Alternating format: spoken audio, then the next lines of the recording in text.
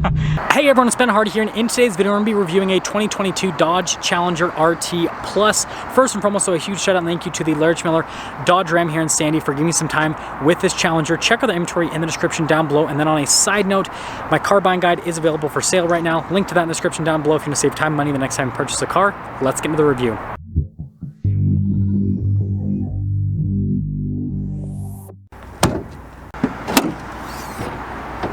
So under the hood, we have a naturally aspirated 5.7 liter Hemi V8 that goes through an 8-speed automatic transmission. Fuel economy is 16 around town, and then 25 on the highway with power outputs being 375 horsepower and then 410 pound-feet of torque. Now let's go over the front end of the RT Plus. So first off, notice we've got this sinister hood scoop here, and you can see it's purple.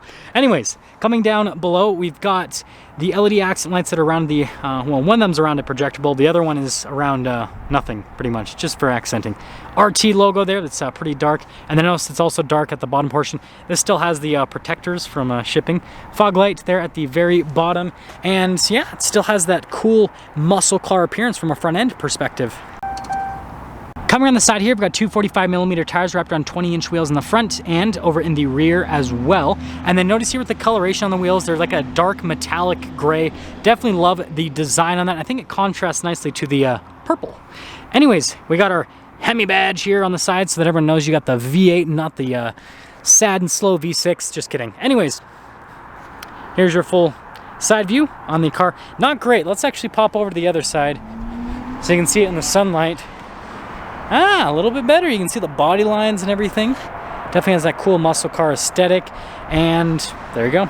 Now here is our key fob. We got the Dodge logo there on the back. We have our unlock, lock, remote start, and then the opening here for the trunk, which pops that. And then you can just lift it right up. Storage space is fantastic. It's something that I've always touted the Challenger for, is just having really solid cargo capacity for a muscle car. The opening is massive. I just reviewed a Mustang earlier today, and it is a huge difference from an opening perspective. Now, you can see, other than that, nothing too crazy happening here. We can lift up this little strap, got the spare tire underneath, and when you're done, now let's finish things up here with the rear. So you can see here with the satin spoiler, definitely a cool aesthetic. Camera there in the center. We have the signature Challenger taillights with the Dodge logo there in the center. Parking sensors here at the bottom.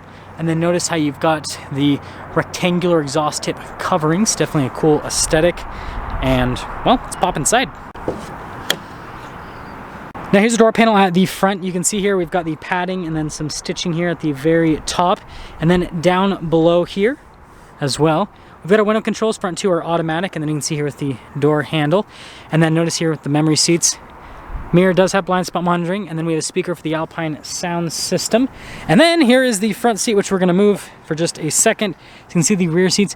Now you can fit adults back there, not super comfortably, but you actually can fit adults back there.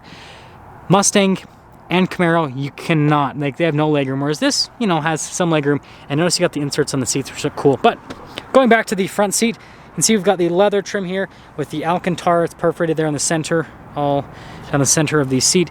The seats are partially power adjustable, partially manually adjustable. And then here's the pedal layout just down below. We've got our light control right here. The steering wheel adjustment is power. Paddle shifters there on the back. And let's pop in.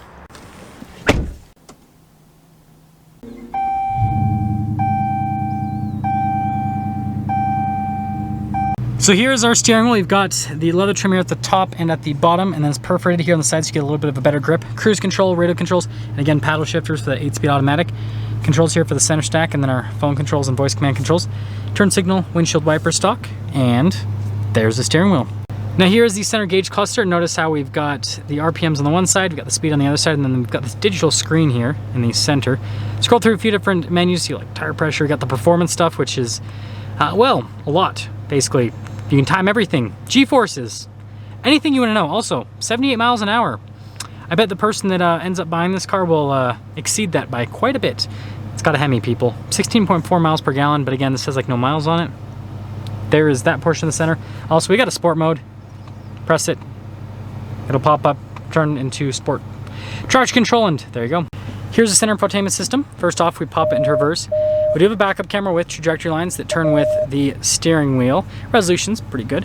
As for the rest of the infotainment system, first off we got dual zone climate and heated and cooled seats, heated steering wheel as well. And then we've got the navigation, so you can see that whole setup there, pretty easy to use. But what we want to do is press the Super Track Pack button down below. Now so we got the drive mode set up, so you can kind of go through that. Launch control as well, so you can set up the RPMs. That's burnout mode, if you guys are wondering. And got the performance pages, which will take forever to load up, but it shows you stuff like real-time horsepower, torque, yada yada yada, nerdy muscle car stuff, you know what I mean. We've got our analog controls here for the radio, and then your sport mode, then the track pack that pulls everything up, and then climate controls down below that. And then we've got our shifter here for the 8-speed automatic. It does have a manual shift function, a couple cup holders. And then you can see here with the center console, notice the padding and the stitching all throughout, and then it's also all over the dash as well. They've definitely brought up the interior of the Challengers quite a bit. It says Challenger there under the vent. Glove box, pretty normal. And then we have a black headliner, sunglass holder. Nothing too crazy happening up top. Now here is the window sticker for this Challenger. So you can see the base price for the RT and then the stuff that comes standard. Now, notice this is an RT ATX Plus package. Anyways, here's everything that comes with this particular car with that Plus package, quite a bit. It's also a blacktop package, so everything's darkened. And we got the driver's convenience. And I just paid $1,500 for the automatic transmission. Anyways, total MSRP $48,725. Let's see how she drives.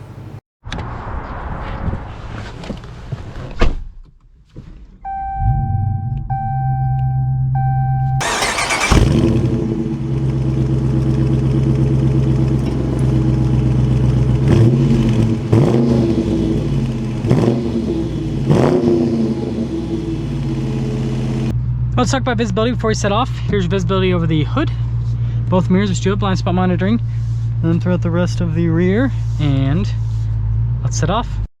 Okay, so setting off here in the Challenger RT Plus. We're just gonna pop it straight into sport mode. We don't need to do any sort of waiting or anything like that. We gotta just pop right into fun mode, right? Anyways, first setting off, this thing sounds so good. Just listen to that. It's got a Hemi, people. It's got a Hemi. Super torquey too. So one thing that's great about the 5.7 Hemi is it just has so much torque. Just has this nice low aggressive sound to it. Challenger is super smooth. That's one of the benefits of the Challenger over the Mustang and Camaros. It definitely has more of like a luxury car feel to it from a ride quality standpoint. 8-speed automatic is super snappy. Steering feels actually pretty good. You can actually feel what's happening on the front end. Like you could actually kind of hustle this car down a, you know, twisty road. It's quite a bit of body control, and again, because of how smooth it is, it just smooths everything out, which is a huge plus.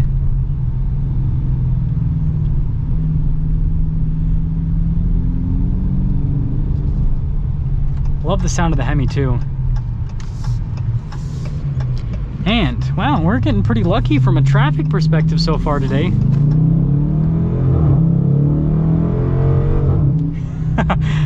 It's quick. It is quick and it sounds great. The thing about Challengers is like you always have to be a little bit tentative on the throttle, because like it's like Dodge is like, you know what, we're gonna give this thing all the power and we're gonna give it, you know, some tire, not all the tire. And so yeah, it kind of just lends to this interesting experience where again you always just kind of like ease into it. You don't go like full into the throttle, so it's just interesting. But yeah, I know it's a little bit of a short drive. I'm trying to film like a ton of reviews today, so like I don't have as much time as I normally have. Sorry guys. But summing things up here, and I've driven quite a few Challengers. First off, exterior wise, I love this purple. And again, I think it's the Hellraisin. Let's double check. Yeah, Hellraisin, cool color. I'll throw that back up so that whoever wants to buy this can see the options. So yeah, cool color on the exterior. Interior wise, the Plus package is great. This feels like a full-blown like luxury muscle car. I like this interior a lot. Because like pretty much everything's covered. Like it has this like luxury feel to it. And then from a driving perspective, 5.7 Hemi is so much fun. It's more than enough power. Like this moves and it sounds great, and you can have fun legally. In a Scat Pack or a Hellcat, it's a lot harder, right? You can have some fishtail fun, but you know what?